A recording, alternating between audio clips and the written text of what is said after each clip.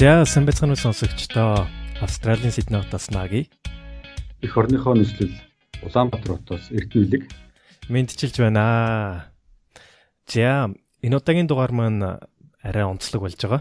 Энэ удаагийнхаа дугаараар бид нэр сонсогчдоос нэгэн зочныг уран оролцуулсан байгаа. Энэ удаагийн зочноор маань Улаанбаатараас Эрдэнэлэг Эби маань бидний урилгыг хүлээн аваад тэгээд номоо сонгоод хамтдаа уншаад битээр одоо та бүхэндээ хүрэхээр бэлэн болоод байна. Энэ удаа бид хоёр Daniel Goleman-ы бичсэн Emotional Intelligence хэмээх номыг уншаад та бүхэндээ танилцуулахад бэлэн болоод байна. За ямар ч гэсэн эхлэхээс өмнө Эби өөрийгөө сонсогчдод танилцуулаач. За намайг Эрдэнэлэг гэдэг.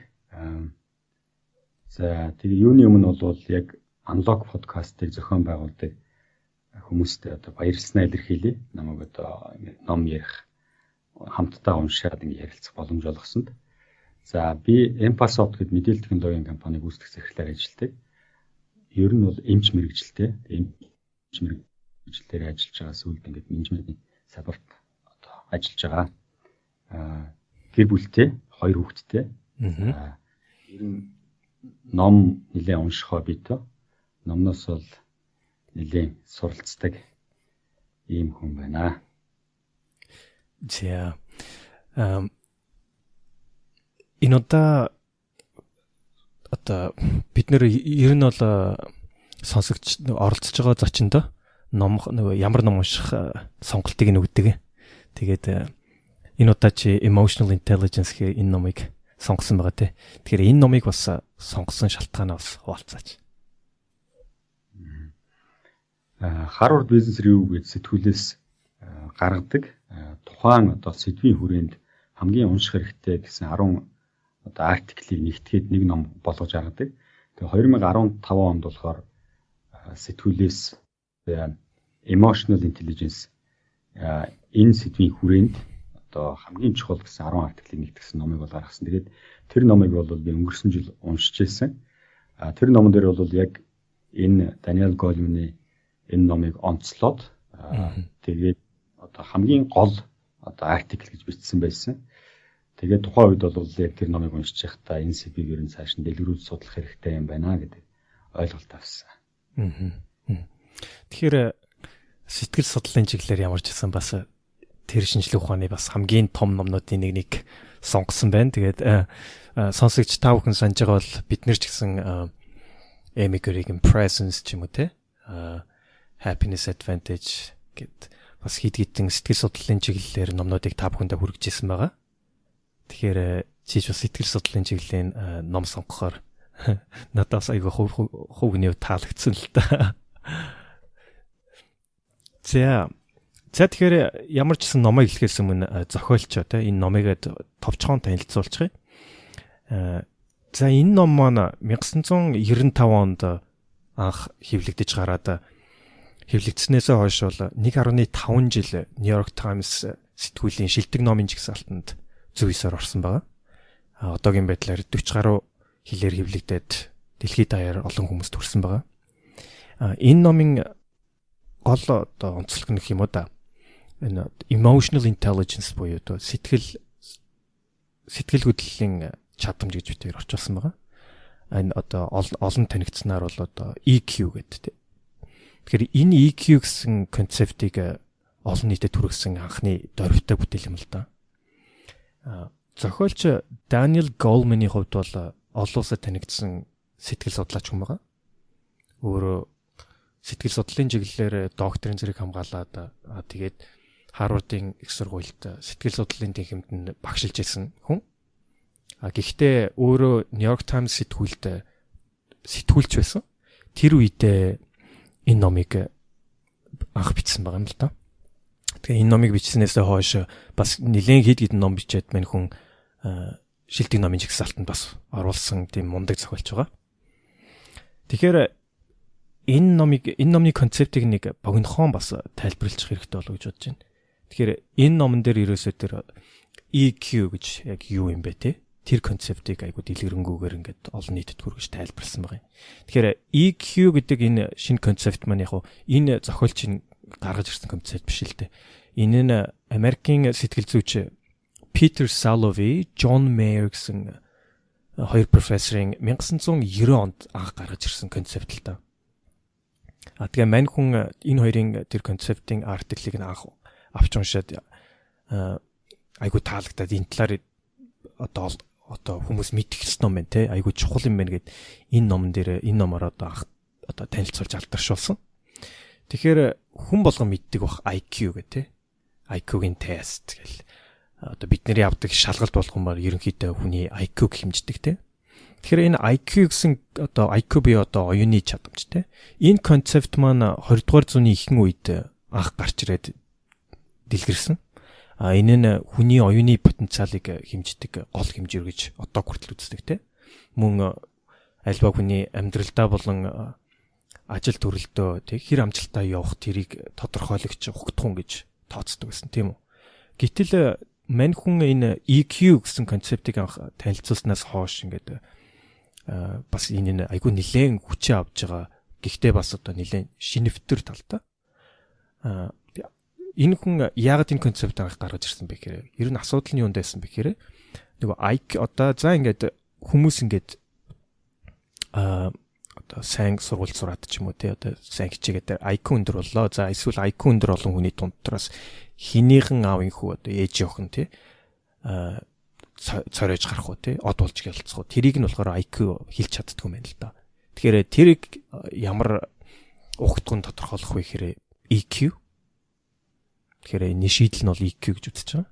Тэгэхээр энэ ном маань ерөнхийдөө EQ гэж яг юу вэ те тэрийг тайлбарлаад EQ-гийн тэр одоо чадварууд нь юу байдгийг. Тэгээд дээрэс нь амьдралд яг хэрхэн хэрэгждэг тэр талаар нь ингээд цогц ойлголтыг өгсөн ном байна. За тэгээд энэ ном маань ерөнхийдөө 5 бүлэгтэй.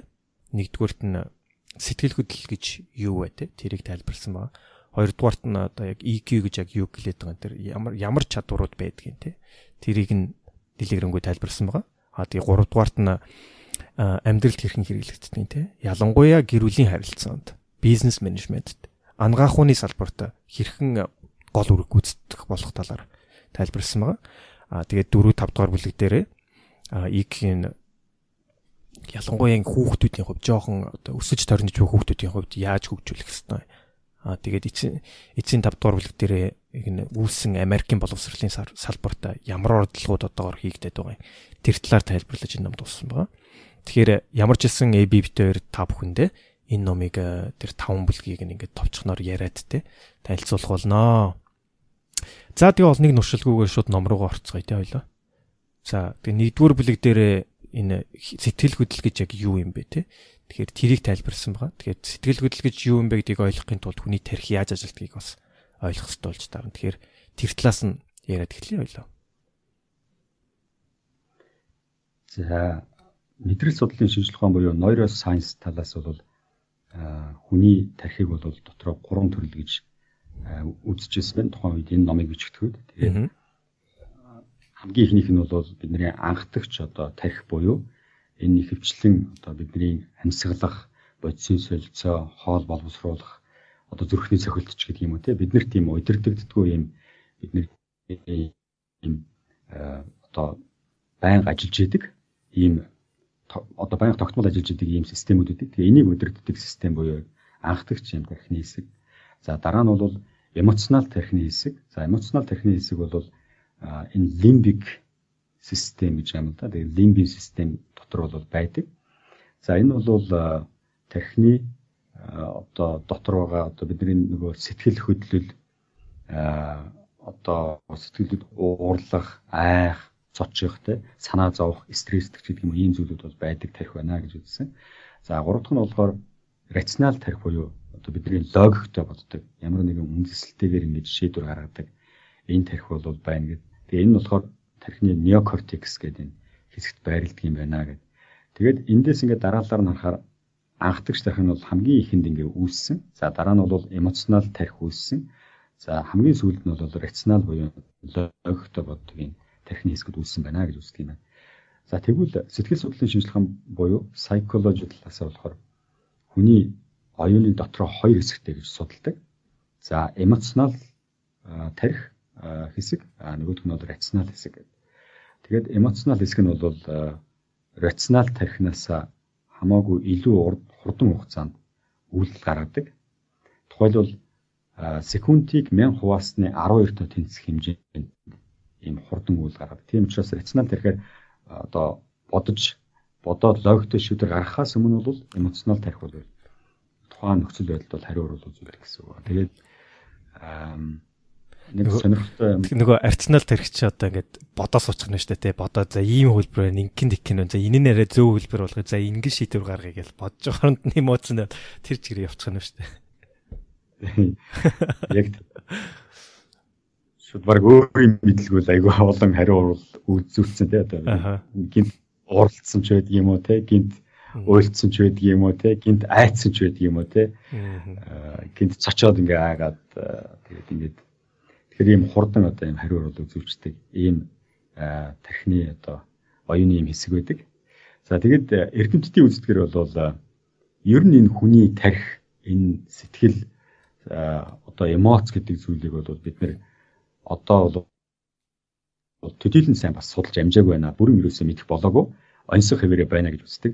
Магадгүй бид нар одоо орон судлалын одоо астроном бол ингээд судалж байгаа. Эннээс ч илүү одоо хугацааг зарцуулж иж бол энэ хүний тарих, энэ сэтгэл судлал гэдэг зүйлийг бол ойлгож магадгүй маа гэж бас эрдэмтэд бас үздэг. Тэгэхээр ийм одоо комплекс бидний тарих бол За сони юм бэ те. За тэгээд дараагийнхаа бүлэг рүү ойлоос оръё. Тэгэхээр дараагийн бүлэг дээрээ бит хоёр за энэ EQ-гийн EQ гэж одоо яг юу гэлээд байгаа. EQ чинь тэгээд дотроо ямар чадварыг эзэмшиж чинь EQ-тэй болдгийг те. Тэр талаас нь анх тэр EQ гэсэн концептыг гаргаж ирсэн Питер Салови, Джон Мейеринг тодорхойлолтноор тайлбарласан байгаа. За тэгэхээр энэ 5 чадвар байдаг юм байна энэ дотроо. Тэр энэ 5 чадварыг нэг хүчлэн тайлбарлах болно. За эхний чадвар маань өөрийнхөө бодол мэдрэмжийг тань мэддэг чадвар. Одоо англиар бол self awareness. Тэгэхээр энэ талаар тайлбарлаач. За энэ бол EQ-гийн бол хамгийн одоо тулгуур гол чадвар гэж үздэг. Тэгээд энэ нь болохоор одоо өөрийнхөө зан авир одоо тухайн нөхцөл байдалд байгаа өөрийнхөө мэдрэмжүүд, өөрийнхөө бодлыг өөрөө одоо танин мэднэ гэсэн үг. Тэгэхээр тухайлбал хүн ингээд зарим үедээ ингээд гинт стресстэй ч байдаг юм уу те. Эсвэл зарим үедээ гинт ингээд нэг юм ууралдсан ч юм уу, зарим үедээ гинт юм идэхгүй ч юм уу, ийм ингээд бид нар ингээд мэдрэмжүүд ингээд мэдэрдэг. Тэгээд тухайн үедээ би одоо ер нь нэг их стресстэй байна шүү ч юм уу те. Би нэг л юм нэг зүйл санаа зовоод байна. Яг юунд санаа зовоод байгаа юм бол би нэг л одоо өнөөдөр нэг л тийм мотивацгүй тийм идэвхгүй юм ядарсан юм мэдрэмж төрөөд байна. Яагаад ингэж байгаа юм бол гэдэг тэр мэдрэмжүүдээ өөрөө тань мэднэ гэсэн утгатай. Ерөнхийдөө хүн бол 3 төрлөөр бол энд хариу урвал үзүүлдэг юм байна. За зарим хүмүүс бол энэ мэдрэмжээ тань мэдээд түүнийг бол ингээд өөрчилж чаддаг. Тухайлбал гинт ингээд нөхцөл байдалд ингээд нэг уулзалтан дээр ч юм уу ямар нэгэн байдлаар ингээд санал зөрөлдөд ингээд ууралдсан байснаа тэрийгэ таньж мэдээд өөрийгөө тайвшруулад за гэдэг ингээд тайвшраад тэр уулзалтыг илүү үр дүн чиглэсэн байдлаар хийх гэж оролддог гэж байдаг юм а тий. За хоёр дахь нь болохоор танин мэддэг. Тэгвэл тэрийгэ ингээд ямар нэгэн тухайн үед бол өөрчилж чаддаггүй. Стресссэн бол тэр стрессээс гарч чаддаггүй ч юм уу тий ингээд байгаад дээ. За гурав дахь нь бол ерөнхийдөө өөрийнхөө тэр мэдрэмжээ бол танин мэдчих чаддаггүй. Тэрийг өөрчлөх ямар нэгэн орлого хийдэггүй. Танин мэдэхгүй учраас ямар нэгэн орлого бол байхгүй тийм. Тэгэхээр хүмүүс бол ийм 3 төрлөөр бол одоо хариу урвал үзүүлдэг юм байна. Одоо танин мэдэж хариу урвал үзүүлдэг юм байна. За тэгэхээр дараагийн маань чадвар нь өөрийгөө удирдах чадвар буюу self control. Тэр энийг нь сонсогч та.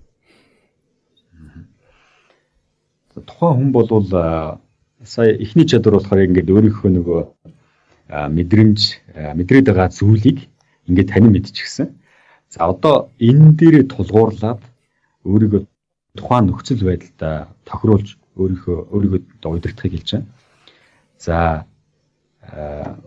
түрүүний одоо ярьсан жишээ бол бас яг ижилхэн одоо уурлах үедээ бид нэр яагаад уурлаад байна уу гэдэг асуултаа өөрөөсөө асуугаад тэрийгэ таньж мэдээд тэгээд за би ингэж байгаа учраас ингэж уурлаад байгаа юм байна гэдэг ч юм уу. Эсвэл би ингэж стресстэй байгаа учраас би тэгвэл стрессээ ингэж тайлъя.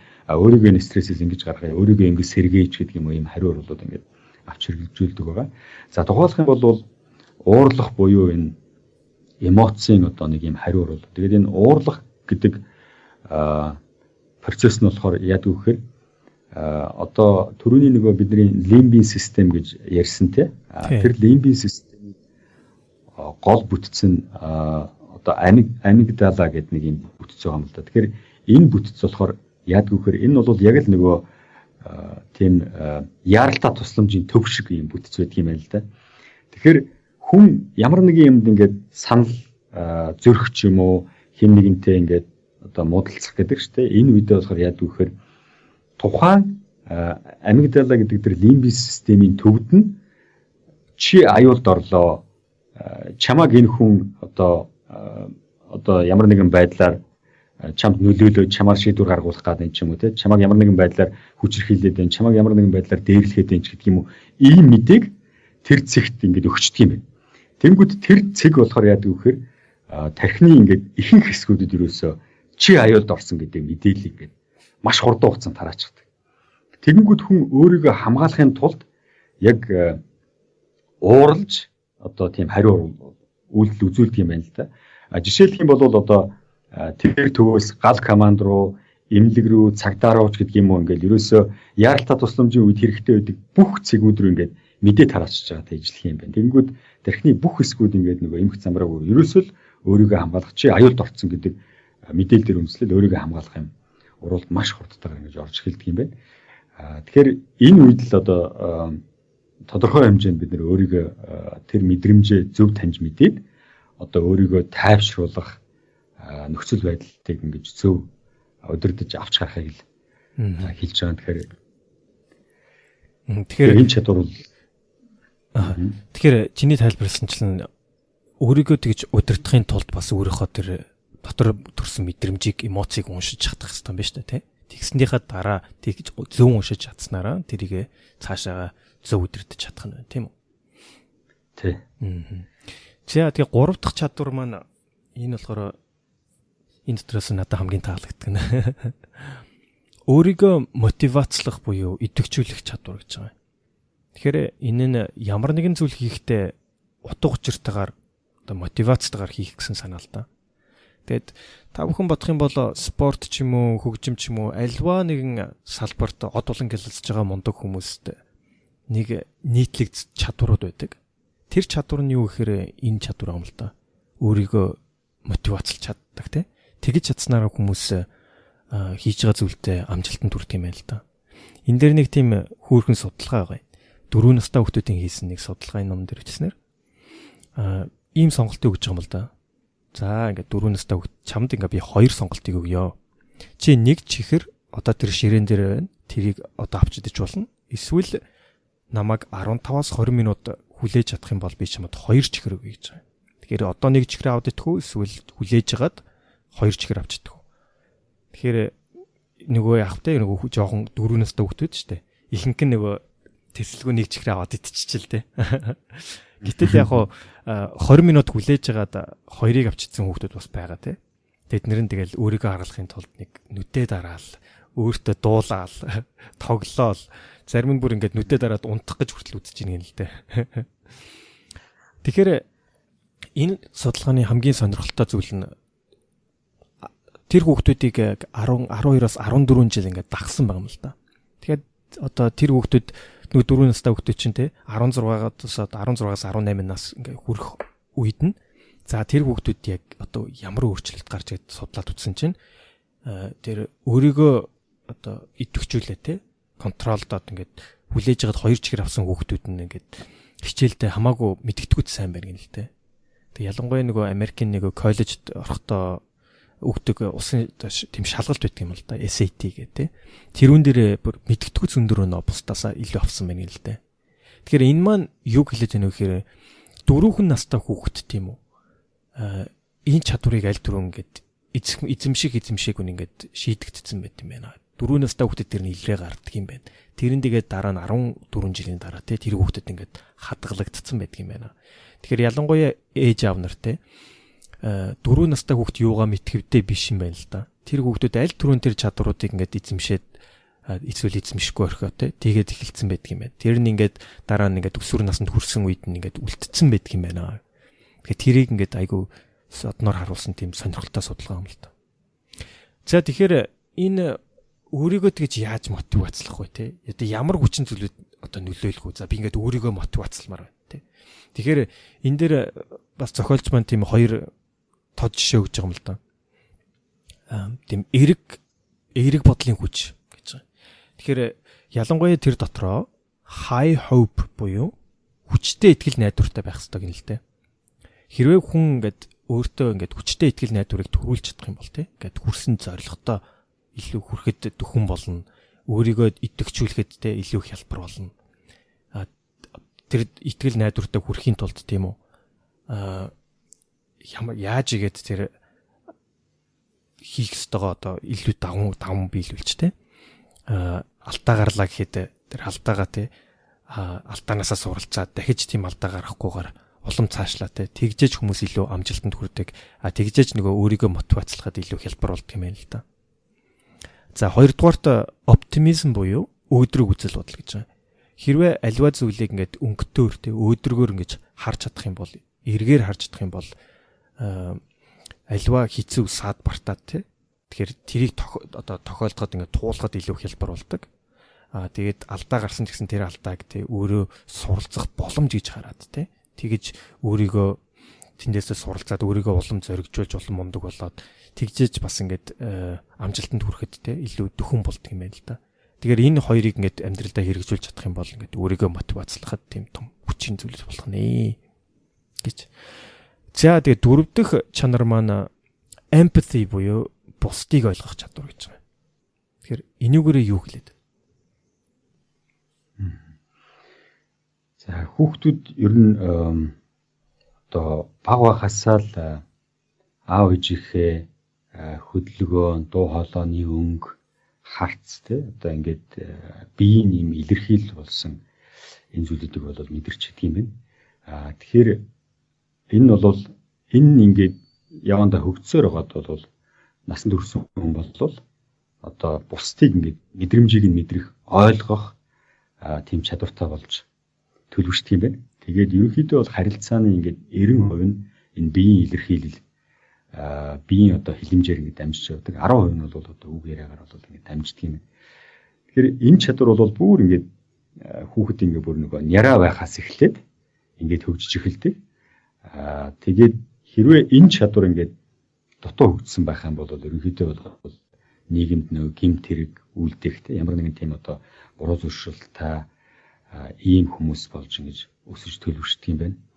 Энэ бол ерөнхийдөө өмнө бол эхний 3 чадвар бол дандаа өөрийгөө таних, өөрийгөө удирдах, өөрийгөө идэвхжүүлэх тухай чадварууд байсан. Тэгэхээр энэ чадвар бол харин одоо харилцаанд орж байгаа нөгөө талаа ингэж ерөнхийдөө танин мэдэх тэр чадварыг хэлж байгаа. Тэгээд энэ бол яг одоо бусдаа харилцаж байгаа одоо яг харилцаан дээр ингээд хамгийн одоо гол ийм суур чадвар байдаг юм байна. Тэгээд энийг бол одоо хөгжүүлэхэд бол өөрөө болоод одоо орчин тий одоо сургууль эцэгчүүд бас айгүй ихсэн анхаарах хэрэгтэй байдаг юм байна. За. Тэгэхээр наадхан дээр чинь бас тулгуурлаад дараагийнх нь 5 дахь чадвар нь гарч ирж байгаа. Тэгэхээр 5 дахь чадвар маань бусадтай харилцах чадвар буюу handling relationship гэж байна. Тэгэхээр энэ талаараа. За сая бол нөгөө хүнийг ингээд юу мэдрээд байгааг энэ хүн яагаад өнөөдөр ингээд гонигтай харагдаж байна те энэ хүн яагаад өнөөдөр стресстэй харагдаж байна энэ хүн яагаад сая одоо баярлалаа гэдэг үгээ юм жоохон дуу муутай хэлвч гэдэг юм уу те энийг ингээд мэдрээд эхлэхээр энийг хүн өөрөө шууд мэдэрчээр энэ хүн яг баярлалаа гэдэг нь бол чин сэтгэлээсээ баярлалаа гэж хэлж байгаа биш юм байна те гэдэг юм уу ингээд тэрийг ингээд цаанаасаа нэг мэдэрдэг. Энэ хүн надад нэг тунцсан байна. Эсвэл гомдсон байна гэдэг нь ингээд хүн ерөөсөө ингээд эмоци мэдрэмж нь мэдэрчдэг. Тэнгүүт яг тэрэнд ингээд тохирсон одоо байдлаар тухайн хүнтэйгээ харилцаж ярилцах одоо ямар нэгэн хариу үйлдэл үзүүлэх чадварыг бол энэ бусдад харилцах чадвар гэж байна. За тухайлбал энэ дэр нэг жишээ байсан л да. Тэгээд энэ дэр хатуу хоёрын тухай. За ахын 5 настай, дүү нь бол 2 нас 6 сартай. Тэгээд ах нь ингээд нөгөө лего тоглоомоор ингээд байшин бариад тоглож байсан чинь дүү нэгэд ингээд санамсаргүй нураачдаг. Тэгээд ах нь уйлаад одоо ингээд тухайн үед ингээд одоо ингээд гомдоод уйлах үед нь бол дүү нь ахыг харагдах гэж одоо янз янзын аргаар одоо үзэж байгаа юм л да. Тэгээд тэр нь жишээ нь бол яг нураасан лего тоглоомоо ингээд гар дээр нь авиж тавих цүнхэнд нэгээд энд байна чиний тоглоомооч гэдэг юм уу те. Эсвэл ингээд өөр нэг машиныг нь авчираад өөр тоглоом авчираад энэ тараа энэ машин явж яана энэгээр ингээд тоглох уу гэдэг юм. Ингээд хүүхэд бол янз янзаар ингээд ахыгаа саатуулах үзэж байгаа. Тэгэхээр хүүхдийн бол энэ бусдаа бас ингээд харилцах гэсэн энэ зөв харилцах гэсэн чадвар бол бас энэ бага наснасаа бол бас хөгжиж эхэлдэг юм байна. Тэгэхээр яг өмнөх чадварууд бол бас бага наснасаа байсан шүү дээ. Энэ чадвар ч гэсэн ингээд жоохноосоо ингээд хүүхэд бол одоо харилцаагаа ингэж зөв харилцах гэж харилцаагаа зөв авч явах гэж ингэж бас хичээж суралцж байдаг юм байна. За тэгэхээр энэ 5 чадварыг одоо сайн эзэмшиж чадах юм бол тухайн хүн EQ нь өндөр байна гэж үздэг юм байна. За тэгээ хоёлаа дараагийнхаа бүлэг рүү оръё. Тэгээ дараагийн бүлэг маань EQ-гийн одоо хэрэглээ яг амьдрал дээр те. Зохиолч маань 3 тохиоллоор ингээд тайлбарласан байгаа. Та бүхэнд илүү ойр сонсогдох болов гэр бүлийн харилцааны хувьд ялангуяа залуу хосууд те. Манлайлал бизнесийн салбарт тэгээд ангаах ухааны салбарт хэрхэн хэрэглэгдэж одоо ач холбогдолтой болохыг тайлбарласан байгаа. За тэгэхээр гэр бүлийн харилцааны хувьд ингээд энэ нь ямар үүрэг гүйцэтгэдэг юм те. Тэр талаар их өөрхөн жишээсэн тэр талаар нь яриач. За тэгээ зохиолчийн бичснэр бол энэ EQ гэдэг чадвар бол гэр бүлийн харилцаанд өмнө нь ер нь байгаагүйгээр их чухал болчихлоо гэж үзсэн байгаа. За тухайлбал 1890 онд Америкт гэр бүл салд 10% байсан юм байна. Гэтэл 100 жилийн дараа буюу 1990 он болоход бол 67% болж нэмэгдсэн байна. Тэр нь баг гэр бүл болсон 3 одоо хосын 2 нь бол ингээд цаашлаа ямар нэгэн байдлаар одоо салнаа гэсэн ийм үзүүлэлт байгаа. Тэгээд энэ яагаад 67. Тэгэхээр одоо хард одоо 3 хүн гэрлээ хэ те 3 хос гэрлээ гэхэд 2 нь бол угаасаа салах нь шүү дээ. Харин энэ ер нь бол одоо амар өөрчлөгдсөн. Маш өндөр тоо байгаа зү те. Маш өндөр тоо. Тэгэхээр хүн болгон гарчлаа бол та яг яагаад ингэж шүү дээ? Юу болчихвоо гэж одоо. Тэ.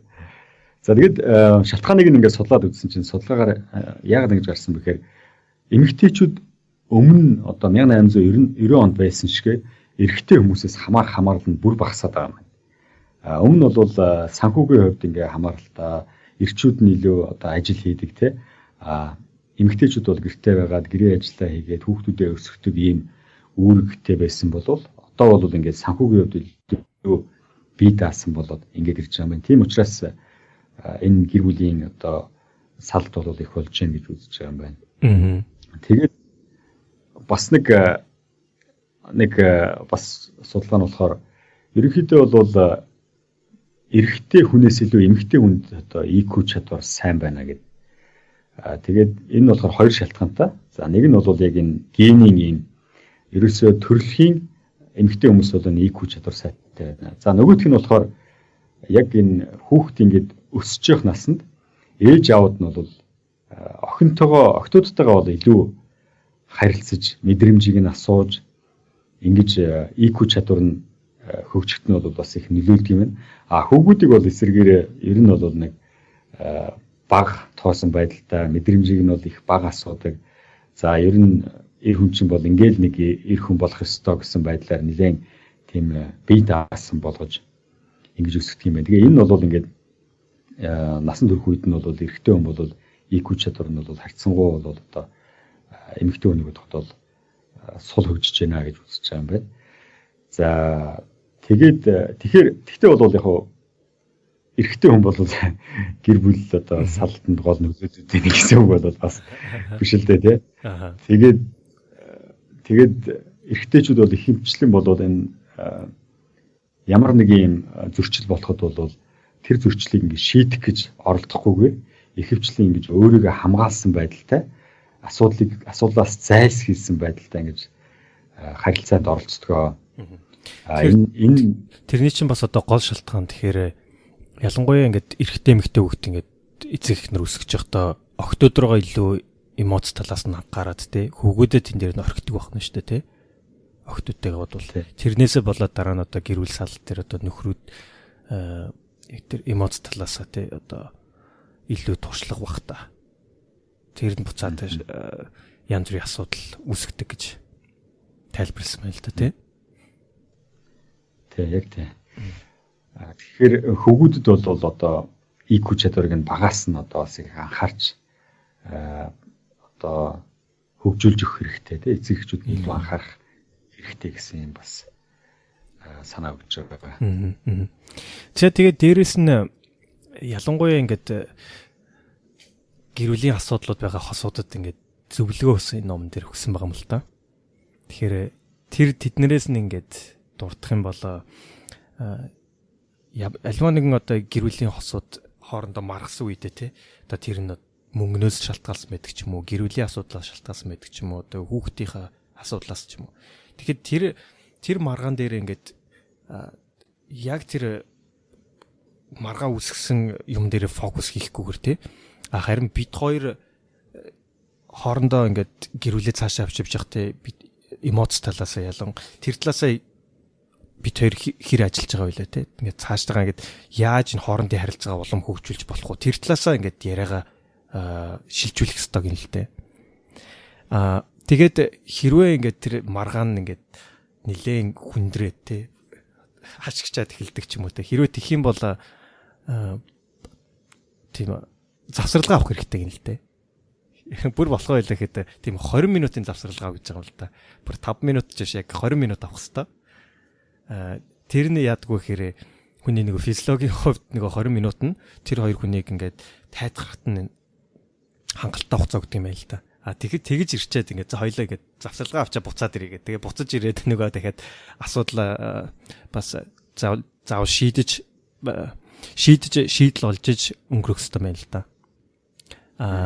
Тэгээд дээрэс нь альва асуудал гарахад нөгөө хүнийхээ өнцгөөс нь бас олж харах хэрэгтэй. Битэрийн түрүүн чиний тайлбарласнаар empathy гэж байгаа шүү дээ тий. Бусдын өнцгөөс одоо нэгсэнтэй харж ойлгох тий. Тэгэхээр ямар нэгэн асуудлыг одоо нөгөө хүн хэржи хилэн хичнээн хүлэн зөвшөөрөхгүй байгаа ч гэсэн нөгөө хүн бас нэг одоо шалтгаантай болоод хэлж байгаа тий. Тэгэхээр тэр хүний өнцгөөс харахаараа тэр хүний шалтгааныг илүү ойлгодог. Тэгснээрээ ингээд одоо асуудлыг тий олон ондоо өнцгөөс харж одоо илүү тийм нинжин сэтгэлээр хард юм байна л да. Тэгээд дээрэс нь альва тийм асуудал гарч яхад ингээд нэгнийгээ зайлшгүй сонсох хэрэгтэй гин л дээ. Чи ингээд хүлэн зөвшөөрөхгүй байгаа ч гэсэн тэр хүнийг ингээд дуустал нь сонсох хэрэгтэй. Тэгэж сонсноороо нөгөө хүнд за энэ хүн намайг ямар ч гэсэн сонсож байгаа юм байна те ойлгож байгаа юм байна гэсэн тийм одоо сэтгэлийн тайлгарлыг өгдөг юм байна. Тэгээ хамгийн гол нь мэдээж нэг хүндэлж хайрлах хэрэгтэй. Гэхдээ энэ болгоныг ингээд нэг маргаан дээр ч юм уу нэг хэрүүл дээр ингээд хийгээл орхичих биш. Маргаан болгон дээр энийг ингээд одоо нэгдүгээр ингээд хөвгт хичээлээ хийгээд дүнгэл сурж байгаа юм шиг те одоо ингээд практис хийх хэрэгтэй байна л да. Тэрийгээ улам ингээд давтаал те. Тэгэж баталгаажуулж тэр нь ингээд буцаад тэр хоёр хосын хооронд нь ингээд хөвшил болтол нь хийжээж дараа нь аливаа асуудал гарахад тэ илүү хялбархан шийддэг нэгнийгээ илүү ойлгодог. Тэгээд цаашдаа гэр бүлийн тийм асуудал багтаа тэгээд мэдээж гэр бүл салт тэ одоо гэр бүлээ урт хугацаанд ингэж тогтвортой авч явах тийм боломжийг үүсдэг юм аа гэж тайлбарласан байна. За тэгээд дараа нь манлайллын салбарт те ялангуяа бизнесийн салбарт энэ EQ-гийн хэрэглээ яг юу гэдэг юм бэ? Тэр талаас нь тайлбарсан байгаа. Тэгэхээр 20 дугаар зууны үед Америкийн бизнесийн салбарт ингээд тийм нэлээд тийм одоо хувьсэл маягийн том өөрчлөлт гарсан байгаа. Тэр нь юу гэхээр за ялангуяа 80-аад оны өмнөөс бизнесийн манлайлагчид те илүү жоохон бюрократ талдаа байсан байл та. Юу гэхээр өөрөө бүх зүйлээ шийдвэрээ гаргадаг те жоохон төрөмгийн бусдыг нэг сонсдоггүй өөрийнхөө зүтгэдэг нэг тийм хүмүүс илүү бизнест лидер гэж харагддаг, олонд үнэлэгддэг байсан. Гэтэл 80-аад оноос хойш глобалчлал тэгэл IT хөгжих тусам те энэ угтгон ингээд өөрчлөгдөж эхэлж л те. Тэгэхээр тэр дотроо ялангуяа EQ-гийн чадваруудыг гарамгаа эзэмшсэн манлайлагчид илүү олонд үнэлэгдэж эхэлсэн байгаа юм л да. За энэ дотроо тэгээд олон бусадтай хамтарч ажиллах чадвар байна тий. Бусдыг мотивац хийх чадвар байна. Бусдын эмоцийг ингэж ойлгож, урайлан дуудаж чаддаг тим лидерүүд өнөөдөр илүү үнэлэгддэг болсон байх юм л да. Тэгэхээр нөгөөгээр хэлэх юм бол тийм лидершип буюу манлайлагч гэсний тодорхойлолт маань тий 80-аад оныг бодвол ингээд бас нэлээд өөрчлөгдсөн байна. Тэр нь илүү ингээд одоо EQ гэж яриад байгаа. Одоо энэ сэтгэл хөдлөлийн чадамжийн те ингээд эзэмшсэн тим лидерүүд улам мундаг тооцогддог болсон байна л да. Тэгэхээр энэ дээр нэг тийм сонирхолтой жишээ байгаа. Princeton-ийн сургуулийн хажуудах Bell Labs гэдэг дэлхийд алдартай шинжлэх ухааны судалгааны хүрээлэн байдаг юм байна л да. Тэгэхээр энэ судалгааны хүрээлэн маань дэлхийн шилдэг гэсэн эрдэмтдийг те инженерүүдийг ингээд цуглуулж чадсан хамгийн өндөр IQ-тэй тийм хүмүүсийг цуглуулж чадсан мундаг think tank байдаг юм байна. Тэгэхээр энэ дотроос ийм мундаг IQ-тэй хүмүүс дотроос хин нь од болж ялцах юм. Хин нь бусдаасаа онцгорч чадахыг гээд судлаад үзсэн чинь тэр EQ чадвар өндөртэй хүмүүс нь яг ингээд энэ дотроос онцгорч гард юм байл та. Бусдаагаа дотн харилцаа үүсгээд те багаараа хамтран ажиллах чадвартай бусдыг харж байгаа өнцгөөс нь тэдний харж байгаа өнцгөөс харж те бусдын эмоцийг ингээд ойлгох чадвар. Тэгээд хамтран ажиллахыг те дэмжиж янз бүрийн маргааныг тийм зохицуулах чадвартай тийм хүмүүс нь үнэхээр тэн дотроо од болж галзж байгаа юм л дээ. Тэгэхээр энэ дээр бол яг IQ бол тодорхойлохгүй шүү дээ. Тэгэхээр яг тэр EQ өндөртэй хүмүүс ялангуяа энэ багаар ажиллаж байгаа энэ тэр дотроо илүү онцгорч гардаг юм байна л да. За тэгэхээр дараагийнх маань энэ EQ те ангаах ухааны салбарт ямар нөлөөтэй те. Чи бас ангаах ухаанаар сурсан хүн байна. Энийг сонирхолтой тайлбарлаач. Ангаах ухааны салбарын хувьд болохоор стресстэй ч юм уу эсвэл сэтгэл хөдлөлийн хувьд бол ингээд ямар нэгэн байдлаар юм муу байх нь те одоо эрүүл мэнд бол муугар нөлөөлдөг гэдгийг бол баталсан аяг болсон судалгаанууд байдаг. Тэгээ энийг бол эмчилгээнд ч гэсэн өнөөдөр бол бас нэлээд ашиглаад одоо эхэлчихсэн. Одоо өвчтний сэтгэл зүйдийг бол маш их анхаардаг болсон байна. Тэгээд ерөнхийдөө бол хоёр чиглэл. Нэг нь бол хэрвээ таны одоо эмоц өөдрөг одоо нэлээд одоо өндөр эерэг байх юм бол таны бол өвчин одоо тусах магадлал бол бага байна гэж байна. Тэгэхээр энэ өвчнөөс одоо өвчин сэргийлэх ач холбогдолтой гэсэн үг. Тэгээд энэ дээр бол хүний одоо сэтгэл санааны байдал, эмоцийн байдал бол хүний дархлаа буюу одоо өвчин нөгөө иммун систем гэдэг тийм энэтэй шууд холбоотой байна. Энийг гэсэн бол одоо баталсан олон судалгаанууд байдаг. За нөгөөх нь бол яг нөгөө тухайн хүн өвдөж дараа нь эмчилгээ хийлгэж явах үедээ сэтгэл санаа нь бас ингээд сайн байх юм бол эмчилгээний эдгэрэл бол бас айгүй сайн байна гэсэн тийм бас судалгаанууд байдаг. За жишээлбэл Стэнфордын сургуулийн эмэгтэйчүүдийн одоо мессеж Камерон гэж эмч байгаа. Тэгээ энэ хүний хэлснээр бол за хэрвээ хагалгаа хийлгэх өдөр өвчтний сэтгэл санаа тогтворгүй айсан байх юм бол хагалгааг бол шууд хойшлуулдаг. Учир нь ийм тохиолдолд бол цус алдах ч юм уу ямар нэгэн байдлаар ийм хагалгааны хүндрэлүүд бол айгүй их гардаг гэсэн байдаг юм байна. Тэгэхээр хүнийг одоо эмчилнэ гэдэг чинь бие сэтгэлийг нь хамтд нь эмчилж илүү үр дүнд хүрдэг гэсэн үг нөхөн шүү дээ, тий. За. За тэгээд хоёлаа тэгвэл дараагийнхаа бүлэг рүү оръё те. Дараагийнхан бүлэг маань боломжийн цонх, window of opportunity гэж байгаа. Тэгэхээр ялангуяа өсөж торнож буй хүүхдүүдийн хувьд те яг энэ эмоцийн хувьд, EQ-гийн хувьд тэрийг нь илүү сайн сурахын тулд энэ боломжийн цонх гэж яг юу гэлээд байна вэ? Энэ талаар тайлбарлаж өгөөч. За хүүхдүүдийг одоо ингэ насны үед нь ингээд яаж EQ чадамж нь сайтай болгох вэ гэдэг одоо асуулт тавигдаад байна тийм. Тэгэхээр энэ нэг хүүхд ингээд өсөх үед бол ялангуяа ингээд бага нас нь бол аюул чухал байдаг юм байна. Дээр нөгөө аав ээжийн оролцоо бол маш чухал. Яг л аав ээж дандаа л хамт байдаг. Орой хамт байна, өглөө хамт байна. За магадгүй өдөр цэцэрлэг сургуультай явсан үед нь л хамт байхгүй. Бусд үед нь ингээд дандаа хамт байж байдаг тийм учраас аав ээжийн одоо хүүхдүүдтэй нөлөөлөх энэ EQ-г нь хөгжүүлэх нь бол аав ээжийн оролцоо бол хамгийн чухал байдаг юм байна.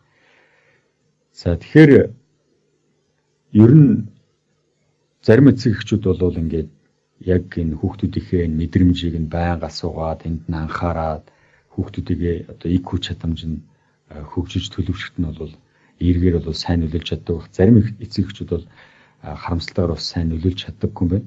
Тэгэхээр ийм сөрөг нөлөөдөг эцэг эхчүүд яаж одоо ямар хэлбэрээр ингэж хариур үзүүлж хүүхдүүдийг харилцдаг гэхээр нэгдүгürt нь бол хүүхдээ юу мэдэрч байгааг огт анхаардаггүй гэж сонирхдог ч өгөөд. Магадгүй ойлгодог байх тийм. Тий одоо ямар нэгэн байдлаар одоо сонирхгүй магадгүй ойлгохгүй тий тэгээд өнгөрдөг. За хоёрдугаарт нь бол за өөрөө мэддэг гэдэг хэрэгтэй. Ер нь ингээл идэвхгүйгээр ингээл хүүхдүүд за өөрөө мэддэг тэгээд багш заах хэрэгтэй гэж хэрэгтэй баг тий. Тий. Ер нь бол угаасаа ингээл одоо том болдог штэ ингээл өөрсдөө ингээл төлөвшдөг гээл ингээл орчдөг юм байна. За гуравдугаарт нь бол ерөнхийдөө бол хүүхдээ тийм буруутгсан байдалтай жигшиж зэвүүцэж одоо юм харилцдаг юм байна. Тэгээ энэ болохоор жишээ нь хүүхд нь одоо би ийм юмнаас айгаад байна гэхэд яагаад ийм юмнаас айгаад байгаа юм ч гэдэг юм уу те ийм байдалтай харангуугаас айгаад байна гэвэл харангуугаас өнөөс нь энд ч юу ч байхгүй шүү дээ гэдэг юм уу. Ингээд нэг ийм хүүхдээ буруутгсан байдалтай харилцдаг юм. Тэгээд ийм байдлаар хүүхдүүдтэйгээ харилцах нь мэдрэмжийг нь сонирхохгүй байх нь бол тухайн хүүхдийн одоо EQ чадамж төлөвшөж хөгжөхөд бол их муугар нөлөөлдөг, сөргөөр нөлөөлдөг гэж үздэг юм байна. Тийм учраас аавч нар бол аль болох багаас нь хүүхдүүдтэйгээ бол маш сайн ажиллах хэрэгтэй. Мэдрэмжүүдийг нь байнга асууж явах чи юу мэдэрч байна? Яагаад ийм одоо мэдэрч байна гэж ингээ асуухгүй бол хүүхдүүд бол яг энэ эмоцийн хувьд бол сэтгэлийнхээ хувьд бол багасаа маш олон одоо тийм даваануудтай бэрхшээлүүдтэй ингээд тулж яадаг юм байна. Тэгээд тэр болгонд аав ээжүүд нээлттэй байж тэрнийг ярилцаж ингээд чөлөөлж явахгүй бол тэр хүүхдүүд нь бол тэднийг хадгалж явсаар байгаа ингээд явандаа бол өөрийгөө сэтгэлээж мэдрэхгүй тий эмоцоо мэдрэхгүй тэрийг өдөрч чадахгүй тэр нь харилцаанд орж байгаа одоо хүмүүсээ бусдаагаа бол ойлгож чадахгүй тэд нартай ингээд зөв харилцаж чадахгүй юм хүмүүс болж төлөвшдөг юм байна. Тэгэхээр яг тийм хүүхдүүдэд багтна тэднийг ингээд зааж өгөх тэр яг боломжийн цонхыг нь эцэг эхнэр нь ойлгож ашиглах хэрэгтэй байна л та тий. Тэгэхээр тэр талаас энэ ном бас тайлбарлаж өгсөн юм л та тий.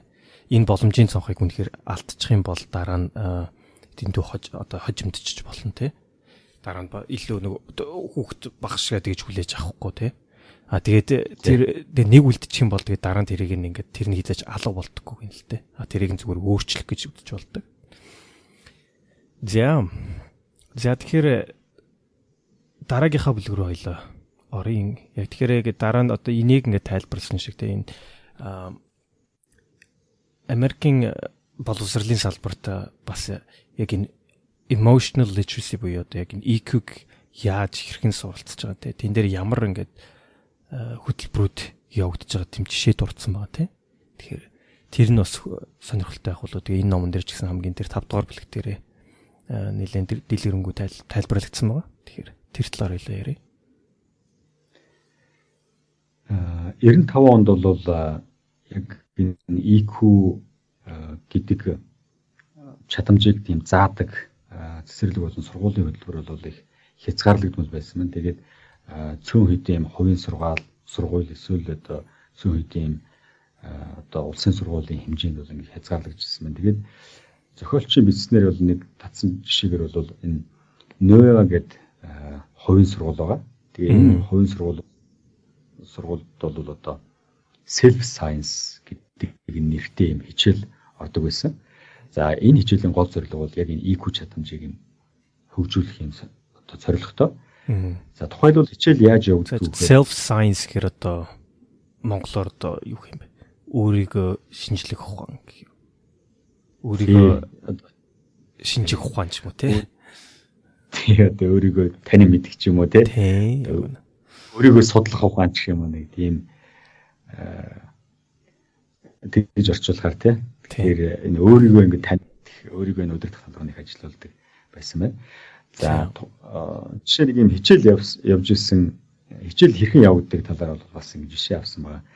За нэг ингээд анги ингээд өглөө 15 хүүхэд ингээд ангидаа орж ирээд ингээд тойрч суугаад тэгээ багш нь ингээд нэрийг асуудаг. Тэнгүүд нөгөө нэрийг дуудсан хүүхэд болохоор 1-ээс 10-ын хооронд юм оноо хэлдэг. Тэгээд өөрийнхөө тухайн өдөр одоо сэтгэл нь ямархуу эерэг сөрөг тий одоо ямар байгаагаас хамаарат тухайн хүүхдүүд оноогоор хэлдэг юм л да. Одоо жишээ нь Jessica гэдэг асуугууд Jessica болохоор 10 оноо өнөөдөр миний сэтгэл их сайхан байна. Patrick гэдэг асуугууд Patrick болохоор 9 оноо өнөөдөр би баг зэрэг стресстэй байна.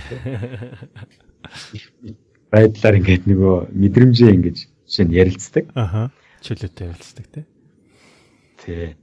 Мөн яг тухайн хүүхдүүд яг ингэж мэдэрч байгаа зарим бэрхшээлтэй мэдрэмжүүдийг бол анги дээр бас ингэ нээлттэй ярилцдаг.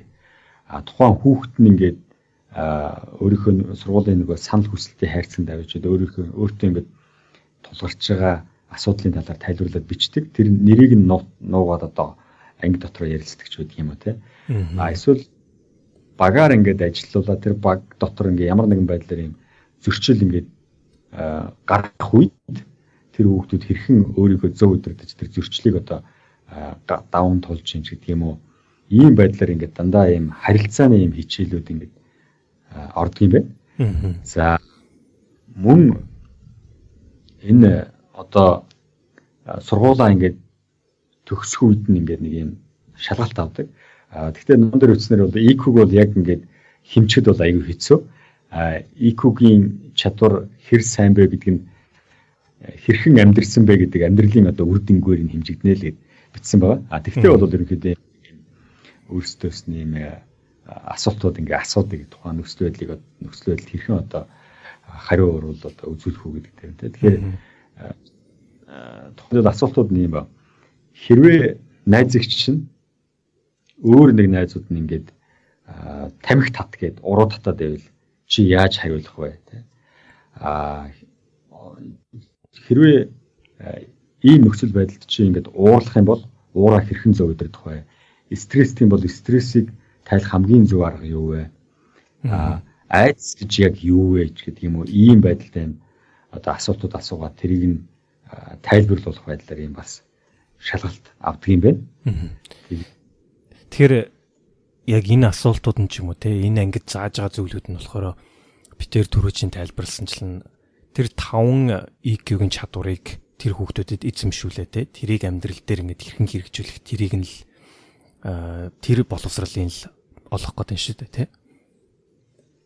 Тий. Тэгэхээр энэ дээр бас нэг сонирхолтой надад санагдсан зүйл нь зохиолч маань ингэж байгаа юм л да. За энэ яг уу яг битэрийн тайлбарласан жишээ бол яг EQ-гийн тэр self science буюу те өөрийгөө таних хичээлд яг нэг цөм хичээл болж орж байгаа юм л да. Гэхдээ яг EQ-г ингэж хөгжүүлэхийн тулд ингээд заавал тусдаа хичээл байх албагүй. Ерөнхий боловсролын сургуулийн байгаа орж байгаа хичээлүүд төр те математик байна уу? Гадар зүй байна уу те? Биеийн тамирын хичээл байна уу? Хамаарахгүйгээр бүгдэнд нь тэр EQ-гийн чадварыг эзэмшүүлэх тэр хугтхуунуудыг нь те шингээж өгөх хэрэгтэй гэж байгаа. Хэрвээ тэгж чадах юм бол ингээд хүүхэд хичээл болгон дээрээ те тэр EQ-гийн чадварыг эзэмшээд те тэрийг нь practice хийгээд илүү эзэмших боломжтой гэж харсан байгаа юм. Тэгэхээр тэр нь надаа ингээд бас нөгөө талаар айгу таалагдсан л та. Тэгэхээр заавал EQ-гээ тусдаа хичээл авахгүйгээр те тэр ерхий боловсролын тогтолцоонд нь ингэж шингээж оруулж өгөх ёстой юм байна л та. Тэгэж өгөх юм бол илүү үр дүнтэй магадгүй илүү одоо практик талаас боломжтой байж харагдаж байгаа. За тэгээд саяна битэр ингээд бол ер нь 5 дахь бүлэг нь ингээд дуусч байна. За ямар ч гэсэн төгсгөлд нь хоёлоо хамгийн чухал гэсэн юмудаа базаад бас сонсогчтой хэлье гэж бодож байна тий. Тэгэхээр EQ-гийн одоо та бүхний энэ подкастыг сонсоод яг авч үлдэх зүйл авч ёстой тэр зүйл нь бол одоо яг л энэ номыг уншсны дараа тэр EQ-гийн 5 чадвар байна. Тэрийг бүгдийг мэдчих авах хэрэгтэй. Тэгэхээр дахиад хэлэхэд тэр EQ-гийн тодорхойлдог 5 чадвар нь юу гэхээр нэгдүгээрт өөрийнхөө бодол мэдрэмжийг тань мэдэх чадвар тий self awareness. Хоёрдугаарт өөрийгөө удирдах чадвар self control. Гуравдугаарт өөрийгөө мотивацлах, идэвхжүүлэх чадвар self motivation. Дөрөвдүгээрт бусдыг ойлгох чадвар empathy. Тавдугаарт нь бусдад харилцах чадвар буюу handling relationship гэж. Тэгэхээр энэ чадварыг та хүүхдүүдэд ч юм уу өөрсөл өөрөө ингээд илүү сайн эзэмшиж чадах юм бол бусдуулын дунд одоо илүү нэр хүндтэй, илүү хүмүүстэй ажиллахад хялбар болно те. Тэгээд энэний цаашдаа таны ажил болон амьдралд те улам хэрэг болж, улам амжилттай явж аз жаргалтай байхад бас нэгэн том үүргийг гүйцэтгэх юм байна.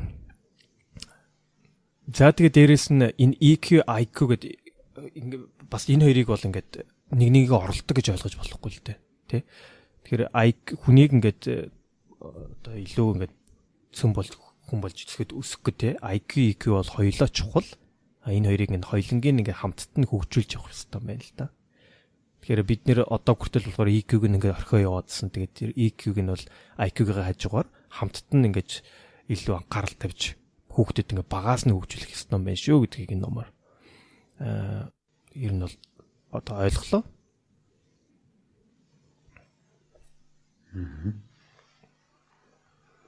За бас дээр нь нэмэд хэлэхэд одоо яг энэ номон дээр бол EQ нь бол ер нь IQ-гээс бол илүү чухал гэж зохиолч маань бичсэн байгаа. Тэгээд тэр 2015 оны дээр Harvard Business Review дээр review сэтгүүл дээр бичсэн тэр артикл дээр бол ер нь EQ нь бол IQ-гээс бол 2 дахин илүү чухал ач холбогдолтой байна гэд бичсэн байсан.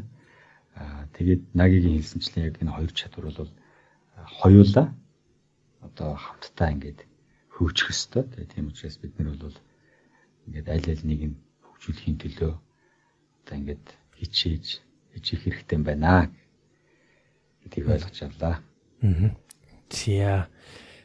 За ингээд бид тэрийн ном ингээд үгээр өндөрлөж байна. Тэгээд за ямар ч байсан энэ номын сонирхолтой номын сонголт хийсэн тэгээд бас манай подкастэд зочноор оролцсон Эбидэ баярлалаа. Завшааныг ашиглаа баярлалаа гэж дахин хэлье. За Нагидэ бас баярлалаа. За тэгээд та бүхэнд энэ ном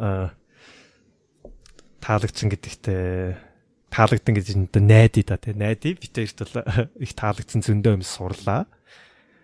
За тэгээд ингээд энэ хүү подкаст маань энийг одоо үгрээд өндөрлөж байна. Тэгээд дараагийнхаа дугаараар дахин уулзлаа. Баярлалаа.